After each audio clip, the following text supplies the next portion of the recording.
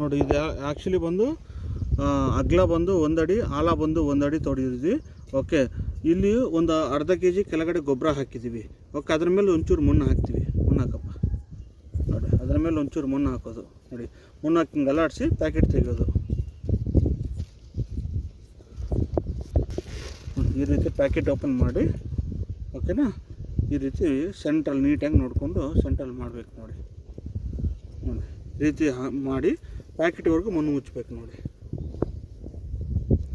ಪ್ಯಾಕೆಟ್ವರೆಗೂ ಮಣ್ಣು ಮುಚ್ಚಿ ನೀಟಾಗಿ ಕೈಯಲ್ಲಿ ಅಮ್ಕಬೇಕು ನೋಡಿ.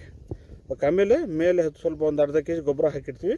ಆ ಗೊಬ್ಬರನ ಸ್ವಲ್ಪ ನೀಟಾಗಿ ಅಲ್ಲಿ ಹಾಕಿ ಅದರ ಮೇಲೆ ಸ್ವಲ್ಪ ಮಣ್ಣು ಹಾಕಿ ನೀಟಾಗಿ ತಳ್ಳಬೇಕು.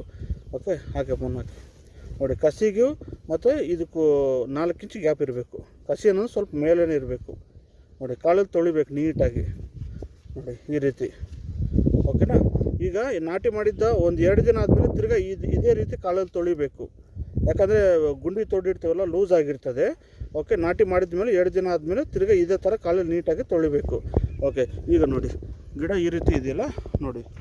ಇದನ್ನು ಒಂದು 20 ದಿನ ಆದಮೇಲೆ, ಒಂದು 20 ಡೇಸ್ ಆದಮೇಲೆ ಕಸಿನ ಬಿಚ್ಚಬೇಕು. ಒಂದು 20 ದಿನ 20-25 ದಿನ ಆದಮೇಲೆ ಕಸಿನ ಬಿಚ್ಚಬೇಕು.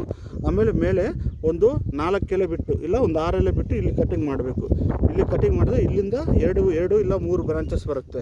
ಫಾರ್ ಎಕ್ಸಾಂಪಲ್ 2 ಬ್ರಾಂಚಸ್ ಬಂದರೆ ಆ 2 ಬ್ರಾಂಚಸ್ನ 1.5 ಅಡಿ ಬಂದಮೇಲೆ ತಿರ್ಗಿ ಅರ್ಧ ಅಡಿ ಕಟಿಂಗ್ ಮಾಡಬೇಕು.